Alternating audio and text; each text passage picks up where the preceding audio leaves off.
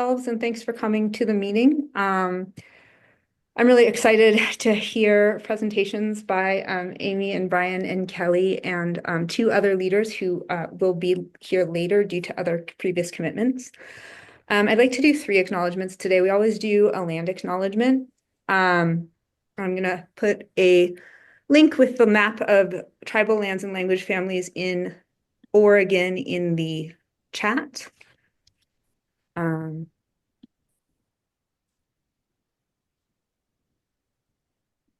And very quickly, we in Climate Reality Project recognize and respect the Indigenous people, past and present, who have cared for this land for millennia. We recognize that in the Portland area, we stand on lands taken from the communities of the Chinook, Multnomah, Claflamet, Clackamas, Tualatin, Kalapuya, and Melaowa, and others who still live and work and stand strong in Portland and across Oregon despite past and continuing harms caused by colonialism in Oregon and around the world. Let's recommit to learn, respect, and show up for Indigenous people in Oregon and all who face oppression to move forward for climate and justice. Further, yesterday was Martin Luther King Day, first. And I just wanted to read a quick quote from his letter from Birmingham jail, which relates to the Climate Reality Project values of climate justice and catalyzing action. And Dr. Martin Luther King Jr. says, "You may well ask, why direct action? Why sit-ins, marches, and so forth? Isn't negotiation a better path? You are quite right in calling for negotiation. Indeed, this is the very purpose of direct action. Nonviolent direct action seeks to create such a crisis and foster such a tension that a community which has constantly refused to negotiate is forced to confront the issue." And I'm just going to put in links to both that letter and a further bibliography of Martin Luther King's writings. And I said it related to Climate Reality Project. And the other thing that happened yesterday was there was an inauguration, and former Vice President and Climate Reality Project founder Al Gore made a statement on the executive actions on climate that started with, "Today, President Trump will issue a series of executive orders that deny the climate emergency facing our country in favor of a phony energy emergency," and ends with, "Now is the time for governors, mayors, business leaders, and investors and activists to put their heads down and do the work that will advance the climate solutions that our nation and the world so urgently need." And I will put a link to that full statement in the chat, and just we'll leave just a minute or two for anybody to comment, either in the chat or out loud, about anything any of those acknowledgements bring up.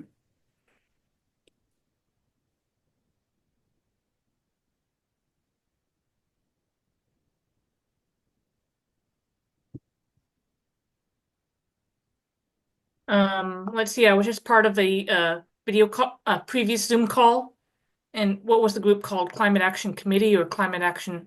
Well, I bet I was in it for an hour, so I should know. But yeah, they had Senator Markley and Bill McKibben speak, and that, saying like Senator Markley had some good quotes, like "We're knocked down, but we're not knocked out." And something that I'm definitely going to use is the fossil fuel people are petrified. Nice pun.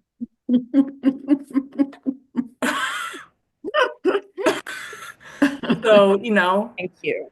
I mean, yeah, yeah, like they're not going to go away without kicking and screaming. So we've been, so this was a bit of kicking and screaming, and but there's still hope. Thank you. Thank you, Kelly. As long as we're quoting President Teddy Roosevelt, who was the first one to hold fossil fuel companies and robber barons to account with the antitrust legislation long ago. And he was himself a Republican, but he said, and I'm quoting directly, Republicans look at government the way a vulture looks at a dead sheep. Wow. Let's see. Yeah. Yeah. Okay. Don't want to derail the meeting, but yeah, Teddy Roosevelt, he started, I mean, well, it was his administration, the Panama Canal, and but also the national parks. Yeah, lots of things are a mixed bag.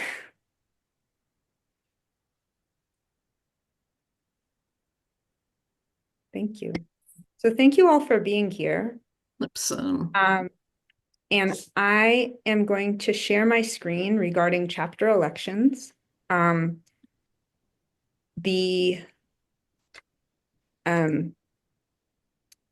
idea from sort of the Climate Reality Project is that we have chapter elections every year, and this year it's more affirming most of the people continuing because we haven't had any direct nominations with the exception of Catherine, who so generously nominated herself for events lead. The Climate Reality Project must have a chair. The chair's base responsibilities are submitting monthly chapter reports, coordinating with the Climate Reality Project regional organizer, attending or delegating attendance to National Climate Reality Project leadership meetings. Victoria has been going to our national leadership meetings as my delegate. Thank you, Victoria. And then jointly with other leaders making decisions about items like citing onto advocacy letters. So I am up for affirmation as the continuing interim chair, and I am completely open to passing on that role to somebody else if they would like to step up. And you can see on the page, my current responsibilities they kind of span whatever's not being picked up. We currently don't have a secretary. We currently don't have a co-chair or an outreach person. So the chair ends up picking up those responsibilities.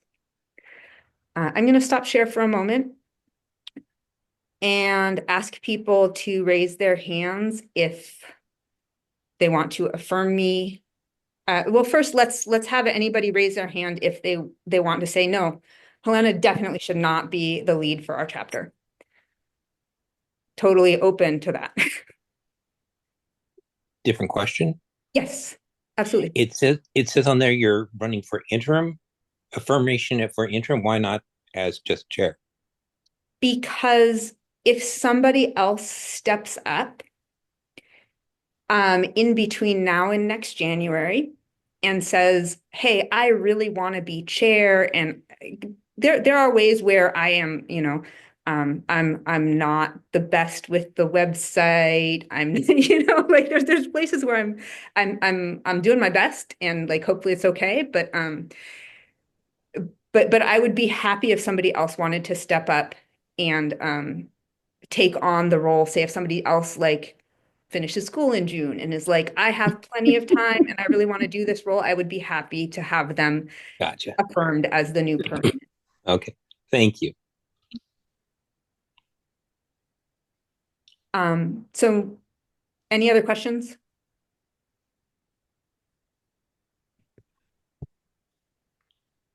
I'll move to affirm. Okay, and Second. thank you very much. So Claire Scribner just joined, and I want to just fill you in really briefly.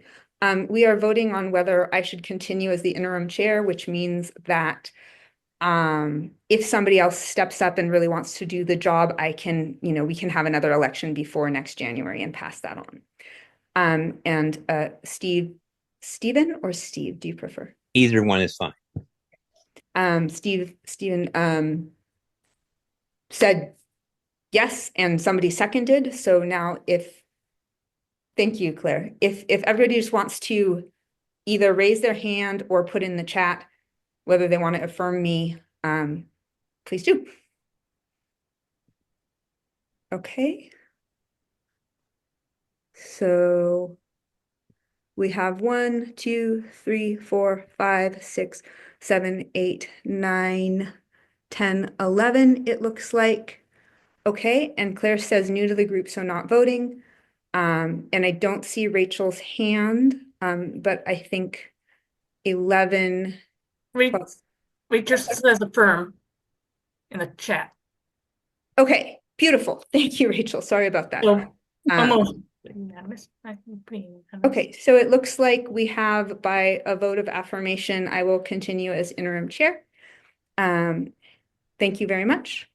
And then we'll move on. I'll share my screen again, and we'll move on to the events leads role. Thank you, Karen.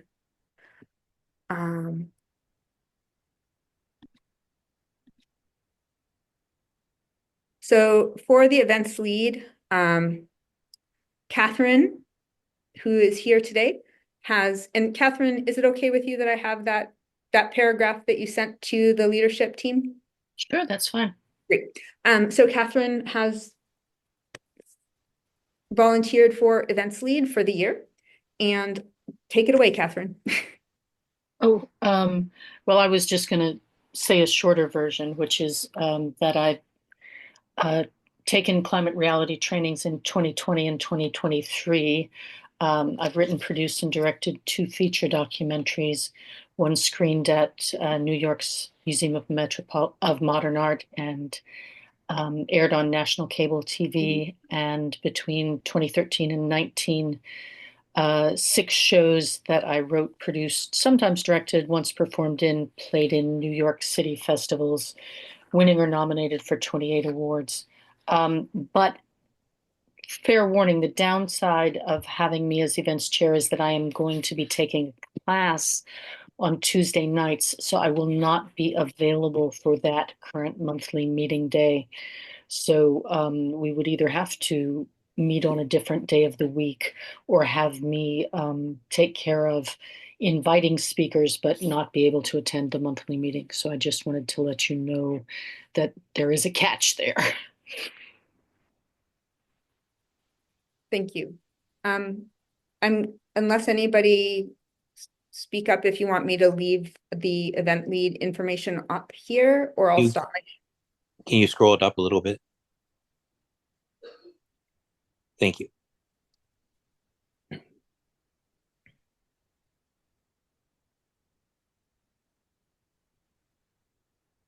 So we've been meaning to do this for a while, but since you're all here, if you want to write in the chat or speak up about whether Tuesdays are a good day, the best day, if there's another day that's better,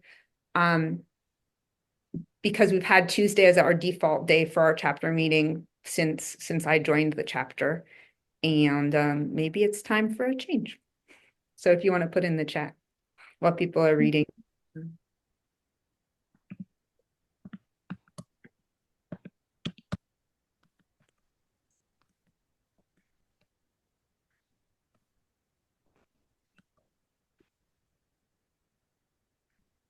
Okay, may I stop the share? And this is also, I can put in the chat the link to access this document as well. Sound okay? Okay. So let me put in the chat the link to access this document. So that is the document we've been looking at. Okay, any weeknight, Monday through Thursday is okay. Tuesdays are hard, flexible. Okay, so sounds like we have some flexibility to make a decision about that and announce it in the next newsletter. So any questions for Catherine? Looks highly qualified. Seriously. All right, can we do a hands up vote to affirm Catherine for our new events lead? 1, 2, 3, 4, 5, 6, 7, 8, 9, 10. And okay. And I will capture this. So yes, I think by a vote of hands, we are affirming Catherine for events lead. Thank you so much. Thank you. And I will be saving this chat for uses within the chapter. So we have all of the we can share out links, we can share out any other information that came in this chat that's public, and I will have email addresses to send things back to. Yeah, thank you very, very, very much for volunteering, Catherine, and we will have all of this information about people's schedules for looking at for the events. And if there are topics that you'd like to hear talks about, or speakers that you would like to suggest who might be willing to talk to our chapter of Climate Reality, please let me know. So I'm going to share my screen again. And there are 3 more positions that we have affirmations for, which is Victoria for communications lead, Kelly for social media lead, and Karen for advisor lead.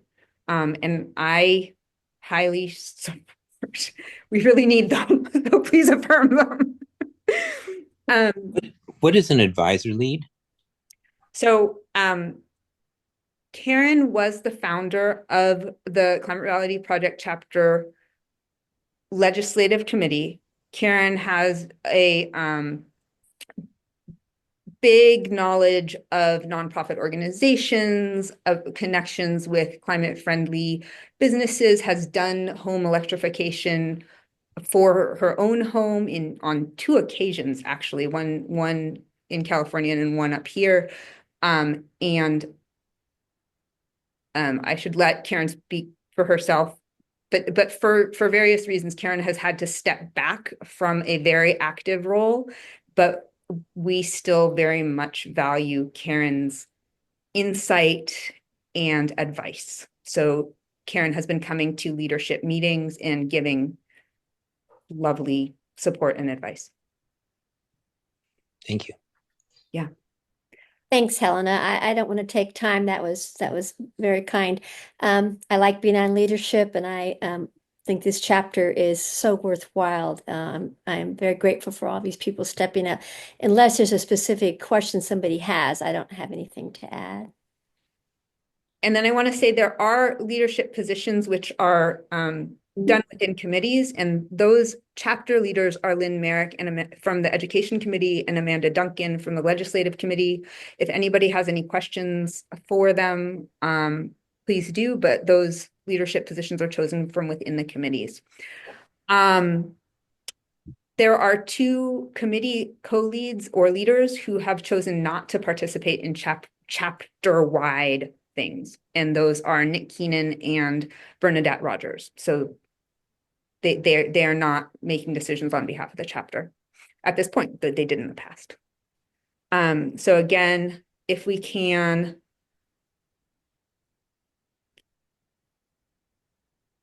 I'll close my share. If we can affirm Victoria for communications lead, Kelly for social media lead, and Karen for advisor lead, I would be very grateful. And certainly if anybody has any questions or concerns, we should stop and do those.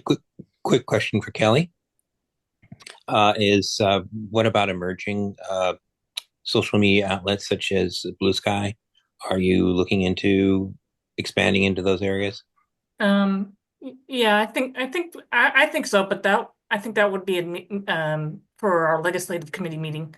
Might be a topic to discuss at the legislative committee meeting, or I don't know. I think so. Okay, thank you. Just wanted to put it out there since that's where a lot of people are moving these days. Thank you. So, and affirm. Chrissy, and then Stephen again. Vote for me. Oh, sorry. I meant that as a vote. Okay. Yes, and that's what I'm doing as well. Okay. Okay. Are we affirming all 3? I'm affirming all 3. Yes. I Yes. am. Yes. Yes, yes, yes. Okay. All right. Thank you so much. Brian votes early and often. All right. So the chapter elections are concluded.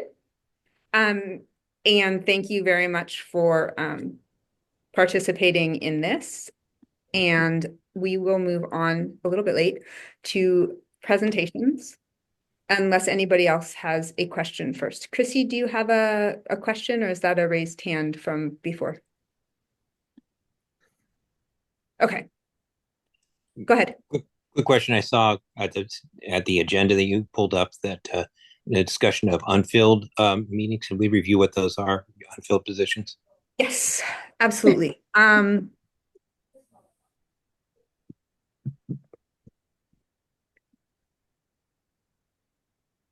Unfilled positions are outreach lead, who talks with new members and gets them involved with current chapter activities, finds tabling and other opportunities and helps bring in new members, a co-chair who would divide up the responsibilities with the chair, and a secretary who keeps minutes and answers members' questions, as well as, and it looks like Lynn may be starting this, we have other committees like the Climate Friendly Foods Committee, which are currently dormant.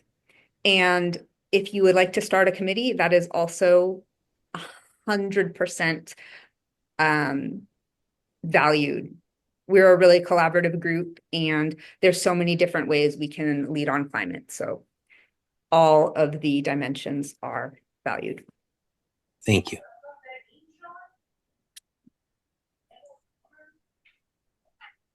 Right. So I am honored to introduce Brian Etling, who first attended a climate reality training in San Francisco, California in August of 2012, and has served as a member for 8 in-person climate reality trainings, 2013 to 2019, and the online climate reality training in 2020.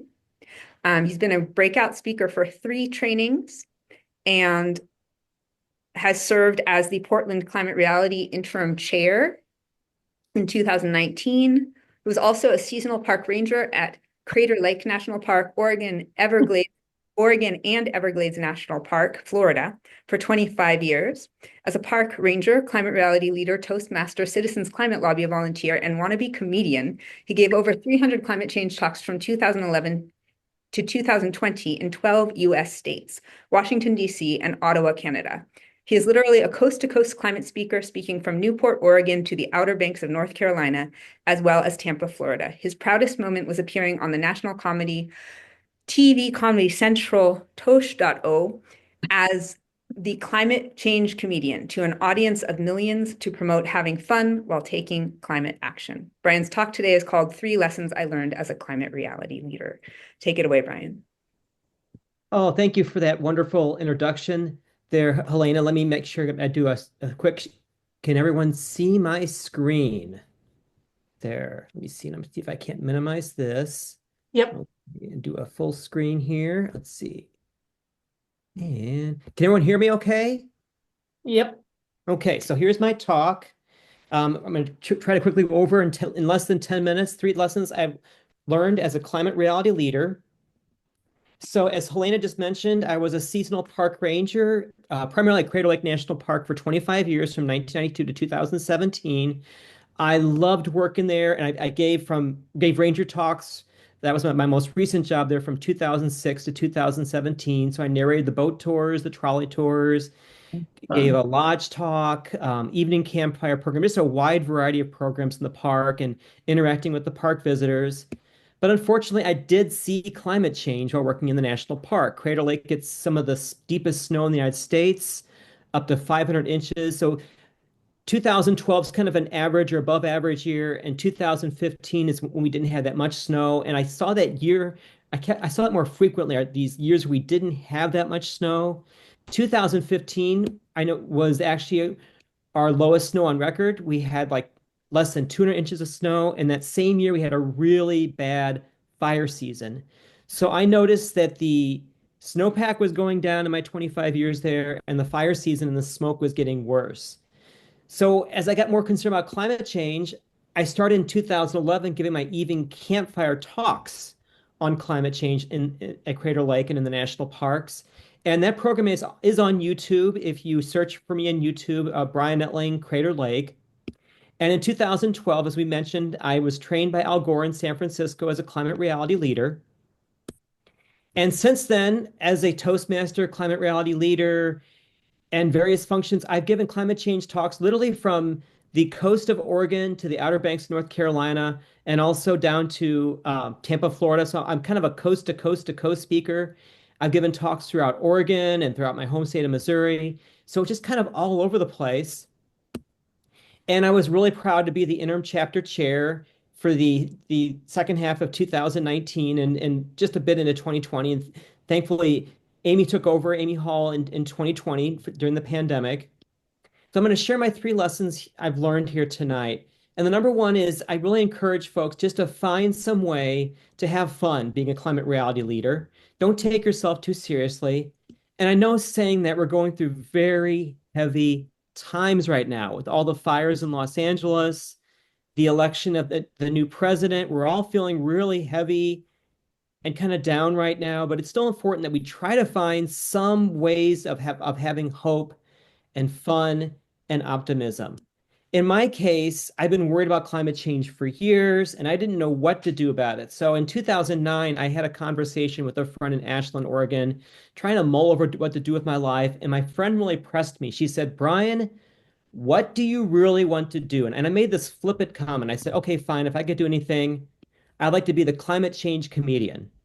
And so my friend basically fell out of her chair laughing and said, well, I want you to grab the website domain, which I did, climatechangecomedian.com. And I use that website to this day to kind of blog and to kind of post about what I'm up to now and then. And I didn't know what to do with this title. So I started making some goofy videos with my mom and with my wife, Tanya, and with my dad. And the first one I made was called The Climate Change Comedian in the Pianist, which you could still find on YouTube. And that video and the others I made happened to catch the attention of Daniel Tosh and the TV show Tosh.0. So they flew my mom and I out to Los Angeles in April of 2016. And the show actually aired on August 2nd of 2016. And you can find it on YouTube if you search for Brian Etling and Tosh.0 or Brian Etling Climate Change Comedian. It's still on there. It was an amazing experience to do that. But I know what you're thinking. You're thinking, I don't want to be a comedian. And I'm thinking, well, you can still have fun. I would still encourage folks to make friends with other folks in the chapter and get together with them and just to get to know people. You don't even have to talk about climate. Just get together with folks and make connections here. And I did that years ago. Years ago, I made friends with Margaret Pemberton on the left and Ken Pitts on the right there. And I was actually the program leader back in 2018, and I wanted them to give a joint presentation of given presentation to students. And I did that, but I ended up becoming friends with the both of them that I meet for Marvin every few months for lunch. And Ken and I and my wife Tanya and Ken's wife Catherine, we have dinner like once a month. And so make those friendships. I think it'll make a big difference of keeping yourself hopeful and having fun. And I think one of the tricks for me too, I've learned is that if you make friends with another climate reality leader, if they make friends with you, it's really hard for them to say no to you or you to say no to them when they need you to show up for an event or to be active in a climate reality event. So yeah, so make those friendships, make those connections. My second tip I want to share with you is with my friend Greg Camera, who is a climate reality leader. I heard him say this back in 2017 on a YouTube video. He was talking about the People's Climate March, and he said towards the end of his quote, he said, for climate action, do you know who your elected representatives are? Wait, better yet, do they know who you are? And you can no longer find the YouTube video, but I blogged about it on my own website, the best climate advice I ever received. And I've taken his advice to heart since then, that I've been writing our members of Congress and legislators to the extent that our previous member of Congress here in Portland, Earl Blumenauer, knew who I was. He told his staff one time that he'd read my letter about taking climate action. He read my letter on one of his flights from Washington, D.C. to Portland. Maxine Dexter, the current representative, U.S. member of Congress for the 3rd District, I helped with a climate forum last April that was put on by Citizens Climate Lobby, but I've been lobbying her for years when she was a state legislator, so she knows who I am. I've also gotten to know my state senator, Kesa Jama. I've known him for years, and my state representative, um, Andrea Valderrama. And my state senator, my state rep have told me that they really do take my views into consideration when they're trying to decide which climate and environmental bills to support. And they do listen to like OLCV, they listen to their fellow legislators, but they say that they really do pay attention to what I'm urging them to support also. My next bit of advice comes, my third tip comes from Al Gore himself. And he said this back in a TED talk back in March of 2008. He said, in order to solve the climate crisis, we have to solve the democracy crisis. And it's from a 2008 TED talk that I highly recommend looking up. And so, yeah, I think democracy, it's a big concern for me. So for the last 4 years, pretty much since January 6th, I've been before every election now, I've been knocking on my neighbors' doors, doors in the neighborhood, trying to have those hard conversations with folks about the importance of voting and the importance of voting for candidates that are strong on the environment. I first started canvassing back in 2018 when Washington State had a carbon pricing initiative on their ballot. It didn't win, but it was great to talk to voters in Vancouver, Washington about the importance of climate and voting for climate. And this election, I actually was paid by East County Rising, a local progressive organization, to urge voters in the Gresham and East Portland area to support a slate of candidates that were strong on the environment. And I love canvassing because one of the perks of canvassing is that you do get friendly cats now and then. I had a number of friendly cats that would come up to me and wondering what the heck was I doing. So if you talk to your friends and neighbors, you never know, you might get a friendly cat. So my thing now is that the legislature's back in session, and in December, I met with my state representative, Andrea Valderrama, and my friend Catherine Thomason is in between me and my representative. She's actually on the MCAT. That's another group I support, the Metro Climate Action Team. They're really active in lobbying the legislator. And to the right is Abigail on Andrea Valderrama's staff. So they know who I am. And so when I'm with them and urging them to support the bills that OLCV and MCAT's supporting, OLCV is Oregon League of Conservation Voters, they really do pay attention to what I'm urging them to support. And I also support, this photo was taken a year ago in Salem, lobbying my state senator, Kesa Jama. And I'll be going back there on February 4th. Diverse Oregon has a lobby day, and I'll be going back there several more times for lobby days. I really encourage folks to get involved with the legislative committee and talk to Amanda about that. And so I've lobbied numerous times in Salem. I'll be doing that this session coming up that goes from January to the end of June. I've also gone to Washington, D.C. I've lobbied their 9 congressional offices over the past 10 years. And I've even had the pleasure back in 2016, November 2016, I gave a climate presentation in Ottawa, Canada, and I got to lobby members of parliament up there too. So it's been quite a journey for me, and I'm hoping to still do more lobbying in the future. So again, my 3 lessons I've learned as a climate reality leader: have fun, don't take yourself too seriously. Make sure your elected officials know who you are and that passing climate bills is top priority for you. And 3, my numbering got messed up here, it looks like. In order to solve the climate crisis, we have to solve the democracy crisis. And I think if we do all those things, I am convinced that we will change the world. And that's it. Let me get off my stop share here. Oh, thank you so much, Brian. You are quite inspiring. Strength of personality.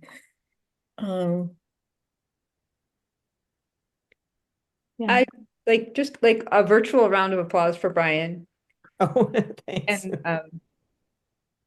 Kelly Jensvold. I am so sorry. I've been pronouncing your name and last name in my head incorrectly all this time. I think it's Scandinavian, so J Fjord. J is basically I pronounce it Jensvold, but I think my Viking ancestors called it Jensveld, but I say Jensvold. Okay.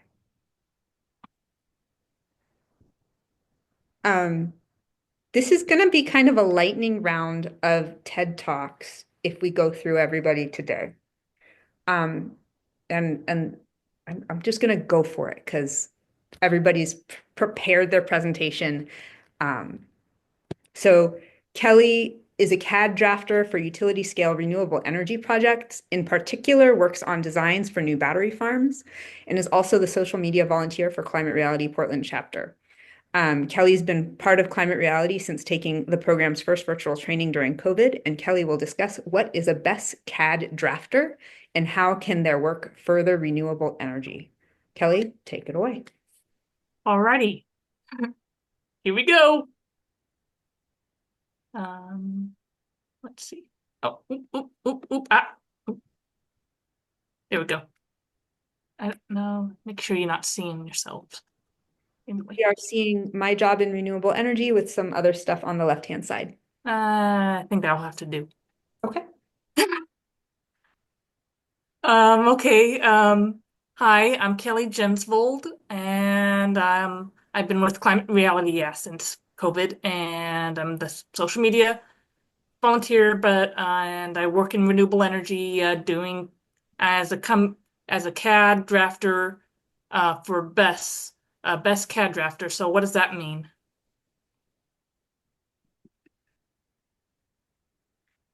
I'm a renewable energy best CAD drafter.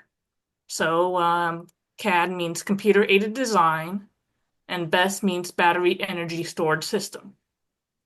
So a day at work basically looks like this. Working on the computer. The company I work for work in utility scale solar, wind, and batteries. But I work in the battery department now, and a single battery farm can supply 4 hours of power to hundreds of thousands of homes. So it's kind of like like a power wall, but it's for the grid. It's utility scale. And it's important for the renewable energy. It's crucial, important, integral part of renewable energy ecosystem because wind and solar, they change throughout the day, and you can't tell the wind to blow, and so to compensate for the discrepancy of when demand of power is high versus when supply of energy is high, you use batteries. So you can store the energy generated at one time and use it at another time. And it's called the duck curve. Oh, oops. Darn it.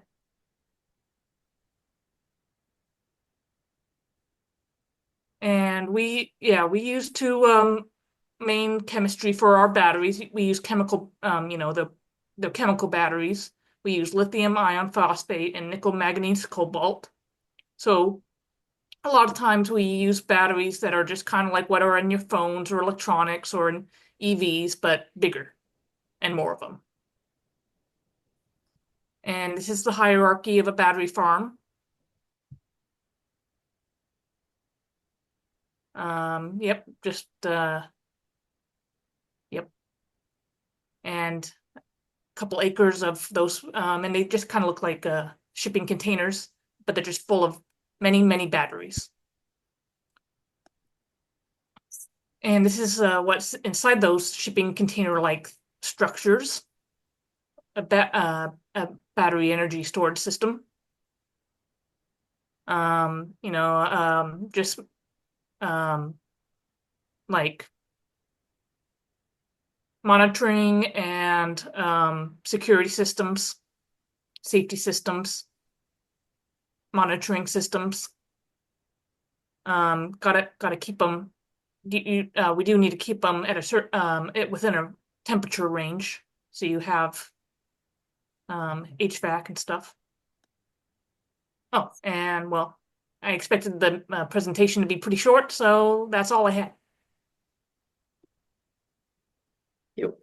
Thank you, Kelly.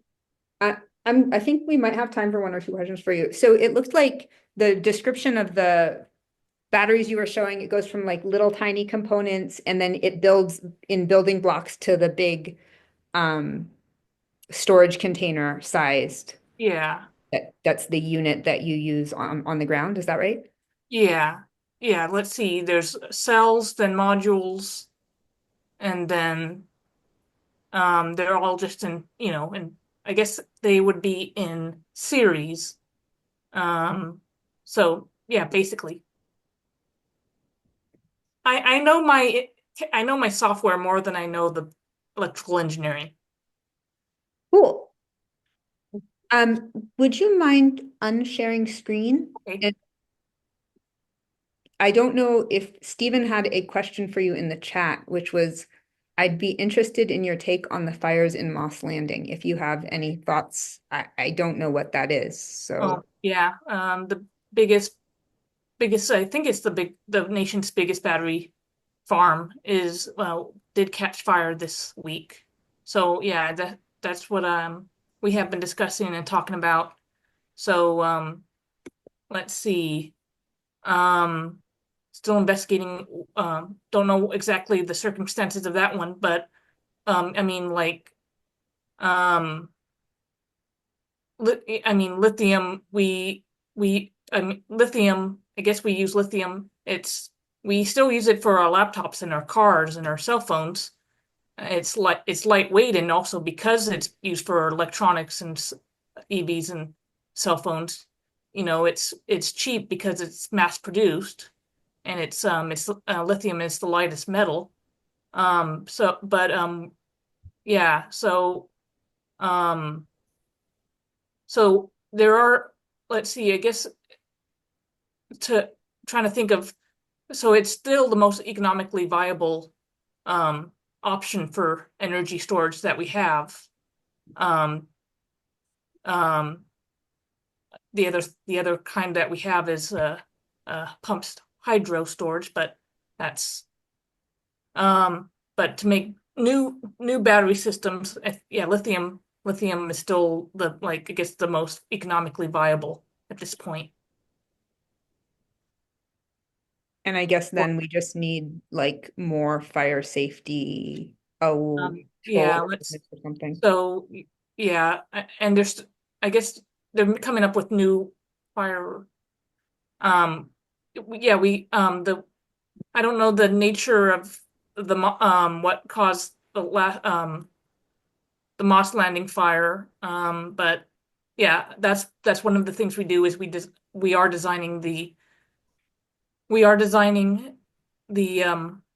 at work, we designed the fire sensing and fire mitigation, and follow all of the regulations regarding how to make our battery farms fire safe. But um So um no, you haven't learned anything from this event yet. That's why I'm gathering from what you're saying. um I haven't researched it too much, but um I don't want to hold up the meeting, um but yeah, we definitely need battery storage. That is a very, very, very important part of having a renewable energy with intermittent wind and solar, and people that do not use energy during those times of the day, but at other times. And lithium is still seems to be the uh, the most viable option at this point, and we're always trying to make them safer. And there's new regulations that we are abiding, and it's the same. It's like what's in our laptops and our cell phones and EVs. So I'm just curious because this sounds like a setback for pushing for more adoption of batteries to have such a big conflagration. So I just wanted to hear if you had any take on it from within the industry. Thank you. yeah, we were talking about it, but I need to research more, and um but it's just still is the best economically viable energy storage we have, that other than pump stored hydro, that requires a hill. Right. Thank you all. And this sounds like a conversation that probably can be continued for the next months or years, actually. Thank you for bringing that up. I've had some personal stuff and have not been attuned to everything that's going on. And now we have more to learn.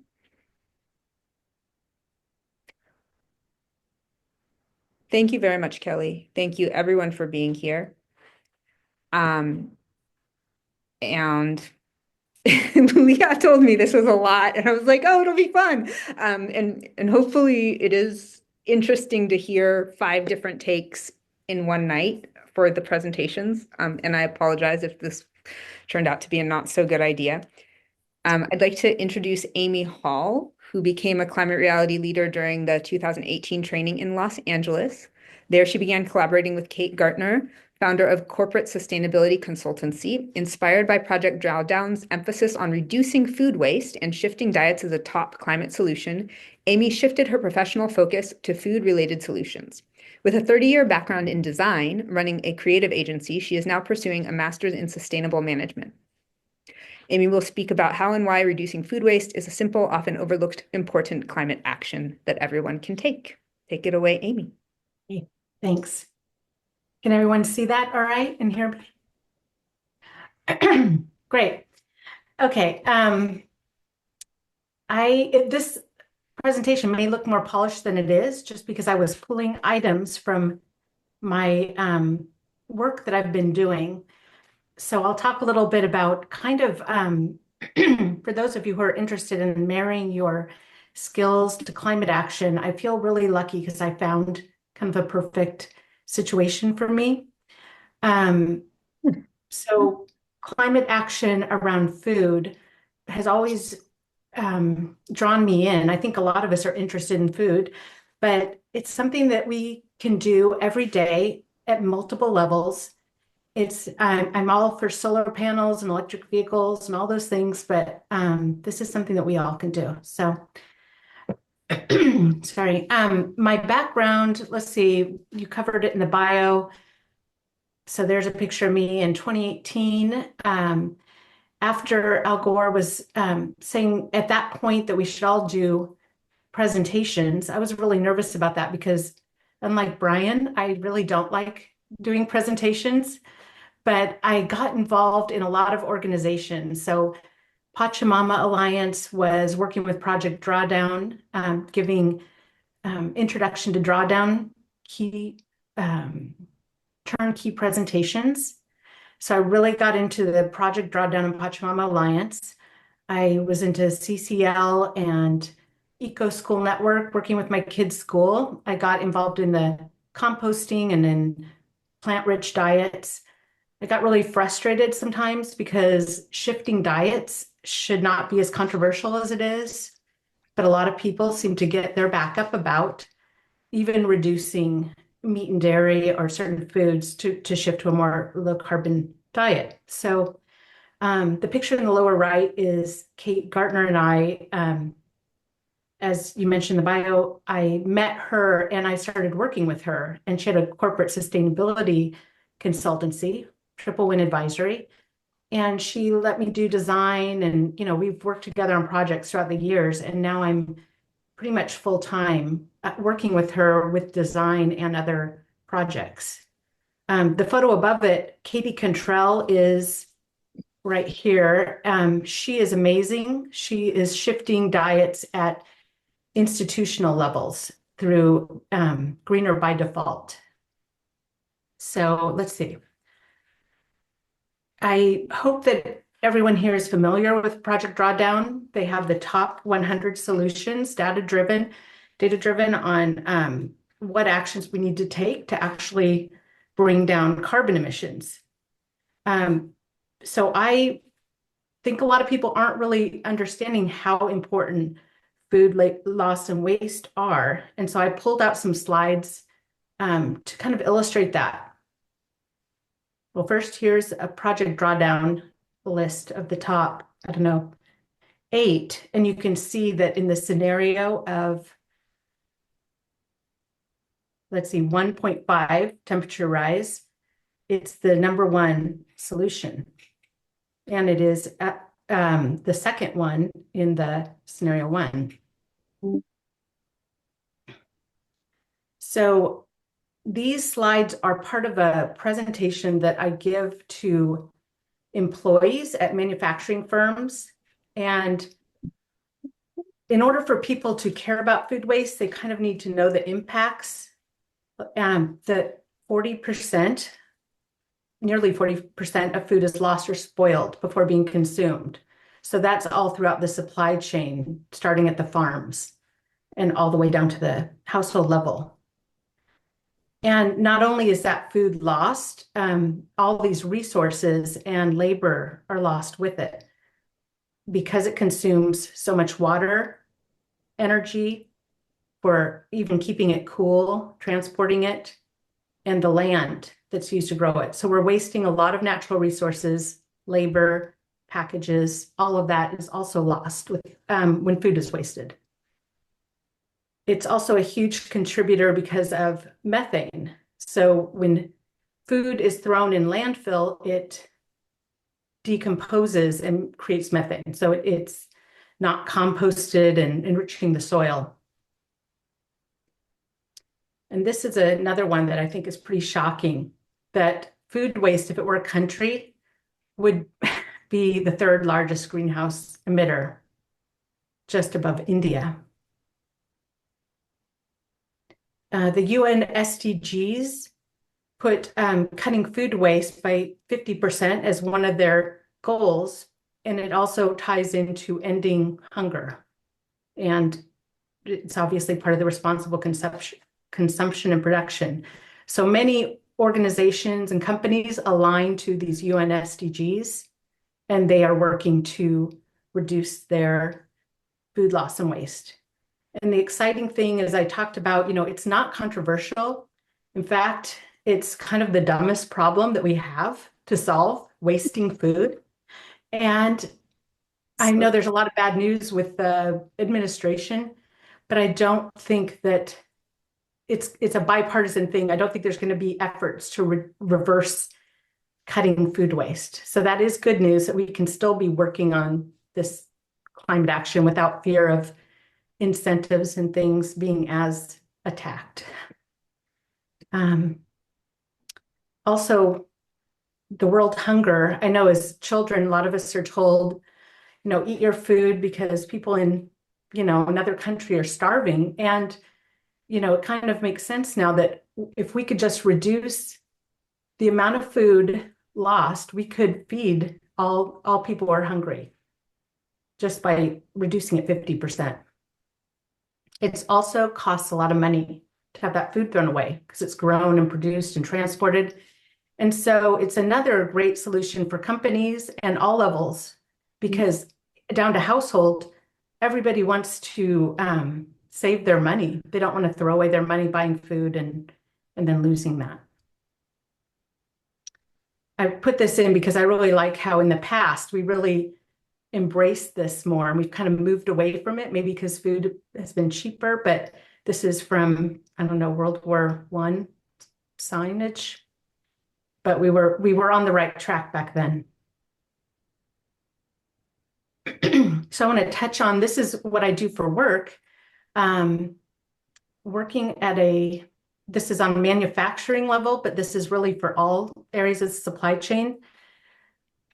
Working in companies, getting the employees excited and stakeholder engagement about how they can look for food loss and waste in their company. So we've done Bob's Red Mill, Land O'Lakes, which is Cozy Check Pudding, and Fresh Del Monte. And if you saw the food wasted, you would just, it's horrifying. And the employees are also upset by it. But, you feel bad about throwing away your food.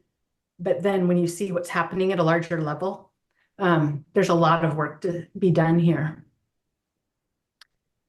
And before we all say, well, that's for the organizations to take care of and all these other places, you can see that the home use is actually, the loss at household waste is 48%.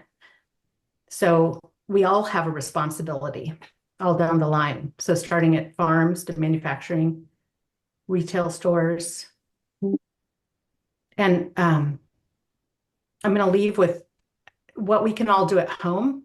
Although I would encourage you to, if you want to get in touch with me, this is something you can do if you belong to a church, if you're part of a school, if your work caters events. There's always ways we are around food or can do things to save food from being wasted. But these are the top 5 tips of planning, learning how to store it. And this is a big one, the best by dates. Everyone's confused by them. It's best by, it expires on, it's sell by. And we really need to get federal labeling to be consistent and more understandable, because we're all guilty of that. But you can always, smell it, taste it. Often food is okay past the safe date that people put just to cover their bases. Being creative, I love that. It's fun. Just go into the kitchen and figure out what you're going to make based on what you have. And then composting, it's not always easy to compost if you don't have curbside, but it is possible. And it reduces your garbage significantly. So I have some of the reference sources here, but I know you can't click on them. I also have a video. I can put this in the link. This is the video. It's 11 minutes long. It shows the full video that we show to employees so that they can get excited and start looking for food waste in their companies. And really quick, I'll tell you, one of the solutions was at Cozy Shack was just to scrape this tub of condensed milk. So just the residue left in those giant gallon things was a significant savings of food. And all they had to do was use a spatula. So small tips adding up. Thank you. Thank you. Thank you. Thanks. That was wonderful. That's great. Yes, there's something in the chat here. Yeah, Amy, if you could put the link in the chat, that would be awesome. We are at 8:11, so I'd like to go on to Larry, who is a volunteer climate advocate for the Portland chapter of the Climate Reality Project and does a lot of work on EVs. And he's going to provide an EV update and maybe something else. So before I hand it off to Larry, if you want to put in the chat if you want to stay a little bit longer tonight, or if you have an 8:30 cutoff, because that will allow us to figure things out. Yeah, thank you. I'll pass it on to Larry. Okay, great. Well, thank you very much. And if I get to the end of my time, don't hesitate to give me the virtual hook. Hopefully you can see my screen. Yep. Okay, good. So what I want to do tonight is I wanted to talk about EVs, of course. I thought what I would do is just provide a summary as to where the industry is, some of the trends, both at the federal and state level, and just give you sort of a sense as to where we are. This is page 1 of a several page document. There's a lot of detail under this, as well as some links if folks want to learn more. So if you're interested in a follow-up, I think, Helena, you're putting that on the chapter site, right? Yeah, and it's in the chat right now as well. Okay, great. Super. So let me jump into it. So the good news is the EV market does continue to grow. There's a lot of commentary that, the market is slowing down, and it is slowing, but it is growing. We grew about 7.3% last year. And the share of EVs as a percentage of new vehicles sold is up about 0.3 points at about 8.1%. So we're sort of getting there. We think there's opportunity to grow faster with some new models coming on board. There are some headwinds, which we'll unfortunately have to talk about. But overall, we think the market is fairly healthy. I think what I would suggest is when we look at the growth, one of the things that's really, really important is the average selling price of an electric vehicle. It did go up last year to 51,105, but there are a lot of lower cost models coming to market. And just to give you a sense as to what those might be, the Hyundai Ioniq 6 will be 37,500, still pretty high. The Kia EV3 will be about 35,000, and these are manufacturer suggested retail prices. The Volvo EX30 will be in about 36,000. The Chevy Bolt somewhere around 30,000, and Ford is planning, or they're committed to a new EV in 2026 that should be around 25,000. So the prices are coming down for a certain segment of the market. They're actually going up for the higher end segment. So a lot more higher end vehicles at higher MSRPs. So when we say the average is 51,000, keep in mind that there are some of these EVs coming in at a more affordable range. Also, for used EVs, the pricing for used EV is about 10.3% lower than what it was last year. So we have more EVs coming onto the market. A lot of those leases are expiring, and these are typically 3-year vehicles coming off. So still fairly new. I mean, you know, they're certainly good cars to buy and so forth. So we're pretty happy with what we're seeing in terms of the new and lower cost vehicles. I know there's a lot of discussion about China coming in with $20,000 and $15,000 vehicles. We won't see those in the US. We may see, you know, sub $25,000 Chinese electric vehicles coming to market. It's probably not a matter of if, it's probably more a matter of when. So you can digest that little bit as you think is appropriate, I guess. The legacy OEMs, we're a little disappointed in them. They're shifting more toward hybrids. Hybrids certainly have a place in the market, particularly for those who have significant concerns about range. But from a climate perspective, really going to a full battery electric car is, you know, going to be much more beneficial to the environment than, you know, a car that has two separate systems, one of which pollutes the environment. Ford is going to delay some models. They're going to delay their BEV models and shift, you know, primarily to hybrids. They're cutting the F-150, the production levels of the F-150. It's actually a very good truck. It's just not gaining the market traction that they thought they would get.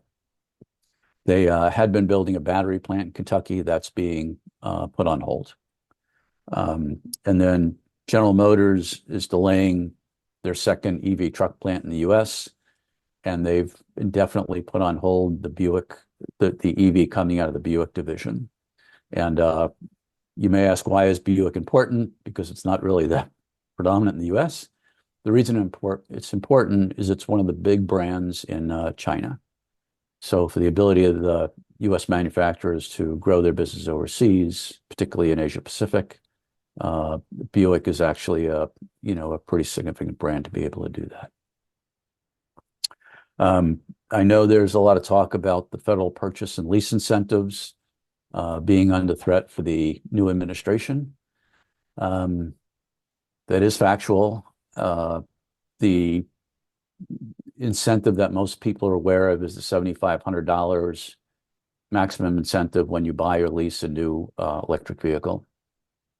That incentive was part of the Inflation Reduction Act, the IRA Act, and it sits within that. So for the administration to try to take that $7,500 incentive out, they have two choices. They can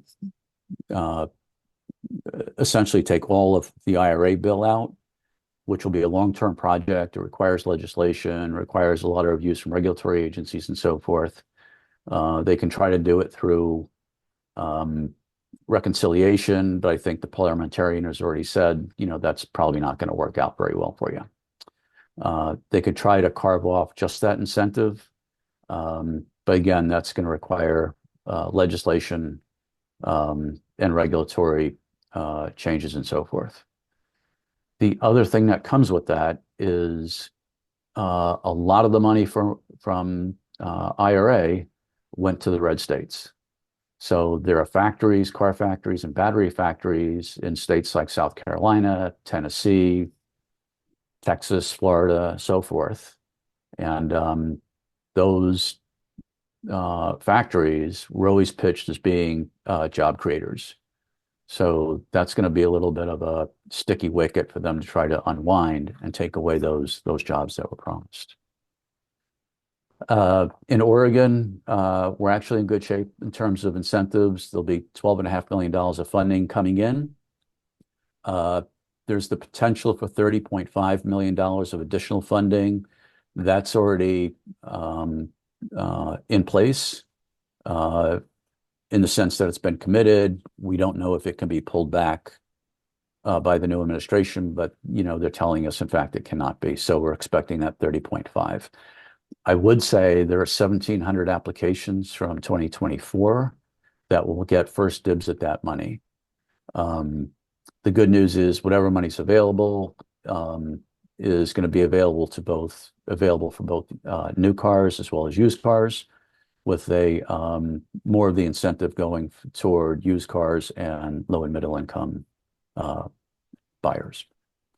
The U.S. Department of Transportation awarded Oregon $15 million for new chargers. Very happy to see that. There's a $10 million NEVI award, the National Electric Vehicle Infrastructure Program. So we've got that. And we're expecting an additional set of money from NEVI in 2025. We're expecting to see an announcement for that money sometime in late January, early February. So that's a lot of words. Just wanted to give you a brief update. And if there are any questions, I guess we'll cover those at the end, or you can reach out separately. And that's my pitch for tonight. Thank you. Thanks so much, Larry. That's a lot of information. Did you want to put your email or where people can reach you in the chat, Larry, if you haven't? Oh, yeah. Yeah, I will do that. Sorry. Thank you. So we do have one more presenter who I was super excited to hear about mobilizing music fans for climate action, but it is 8:21. And Leah, I am going to let you introduce. I can introduce you, or you can introduce yourself, and then you can tell people what you would like to do tonight or February. Would you like me to introduce you with your bio? Either way, I don't really care. Okay, let me do that. Leah Mar, PhD, is a language educator and climate organizer. As a climate reality leader, she has shared the stage with Vice President Gore and led the climate meditation session during the climate reality training in Las Vegas in 2022. Before moving to Oregon, Leah organized volunteers in Texas and served as the chair of the Dallas-Fort Worth chapter. Leah is now working with Planet Reimagined, a nonprofit to bring climate research to action to mobilize live music fans for climate action. She also teaches Mandarin at Portland Community College and yoga across the Portland Metro. Thank you, Leah, for being here. No, thank you so much, Helena. Thank you all so much for being here. I think, so what I told Helena is that I have this notorious most people know that whenever I'm presenting, I always go overtime, like no exception. All the yoga classes, all the Mandarin classes, like everybody knows. So I'm not gonna try to do that and hold you longer, but I do want to. So I'm gonna present this in February if that's the programming. But I want to briefly introduce a little bit of this idea. Well, so sort of kind of like give you a preview in terms of I would like you to think about the last music concerts that you go to. Like, what does that feel? Right? And can you recall what you were feeling? And can you still kind of feel that energy. And then, yeah, let's take like 5 seconds maybe. And so our project really is to try to use that energy and think about when thousands of people's coming together, right? Like come together and listen to your favorite artist, whether it's Taylor Swift or the David Matthew bands or whatever bands, right? From 10,000 people down to 1,000 people or 500 people. There is a sense of shared energy in a space when people come together and they share that sense of excitement and energy and joy and hope when they come to see their favorite artist. But that is different from turning on Spotify or putting a old school CD into your player and they like listen to the music, right? It's completely different.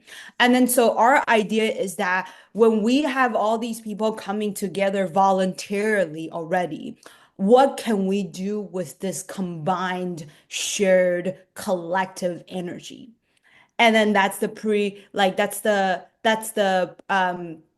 pre-assumption or the background that we're operating on. When people come together, they're excited, they put down their difference, they look at each other and then understand that you love Taylor Swift, I also love Taylor Swift, what can we do together, right? And then so we run a survey with Ticketmaster and another organization called Reverb, and we found that music fans are actually very excited about doing something for the planet and for other social issues together. And then so in February, I will tell you a little bit more about that. And the most exciting thing for our project right now is that after the survey, we actually brought this to life. We actually bring it to one of the tours that happened last year in the summer in 2024.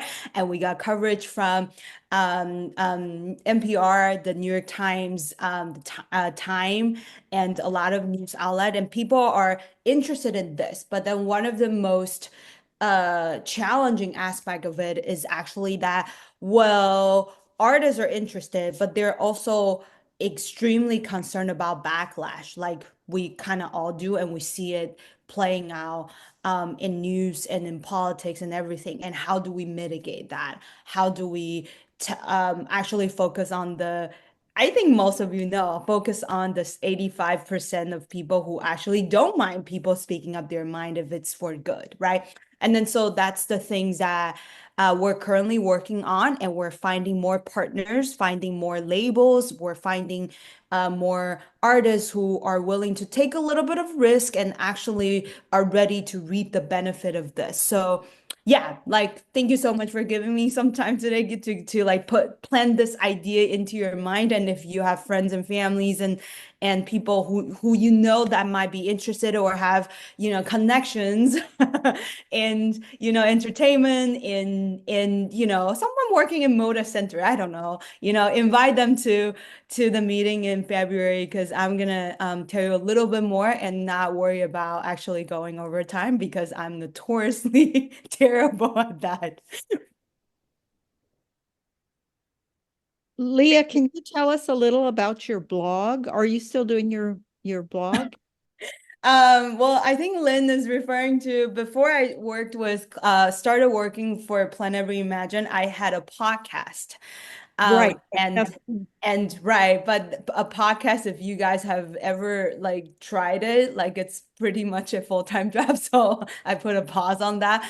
But that's basically, it's kind of related to this project. It essentially that we all have stories, right? Like when people come together in a space, share energy together, there is a story to tell.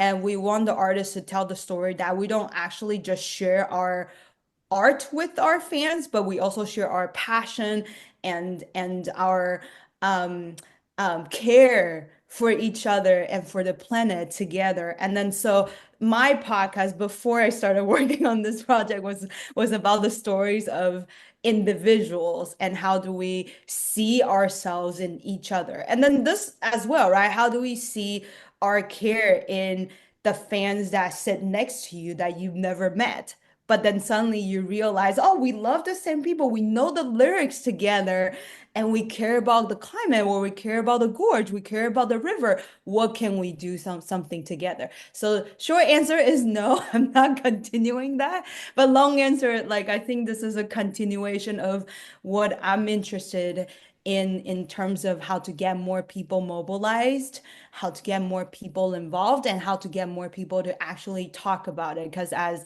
Catherine Hayhoe said, this is a communication problem. And I also want to plug in a little bit. Dr. Hayhoe actually shared our project on LinkedIn several months ago. So if you follow her, you probably have seen it. If not, go follow her because she's quite awesome. Awesome. Chrissy in the chat asked Yulia if you would put your contact info. Oh, absolutely. I will do that. Give me 1 second. Perfect. Thank you. Yes. And for some of you, if you're like really interested and you cannot wait, which is probably me if I'm not presenting because I'm just a nerd, you can go to planetreimagined.com. So yeah. And I am going to put Catherine Hayhoe's website in the chat because somebody asked. There we go. Catherine Hayhoe is also a climate reality leader and super inspiring human being. You can read more about her on her website than I could do justice to in 30 seconds. Yeah. I'm so excited to be here tonight. Thank you, Leah. Thank you, Larry. Thank you, Kelly and Amy and Brian, so much. And thank you to everybody who came and participated. It is 8:30. Does anybody have anything they want to say before we close? I am going to hold I can hold the Zoom open for a few more minutes, definitely. If people just want to chat. And I am also going to make sure that I get a copy of this, the text chat that we've done so that I can forward people information if they need it.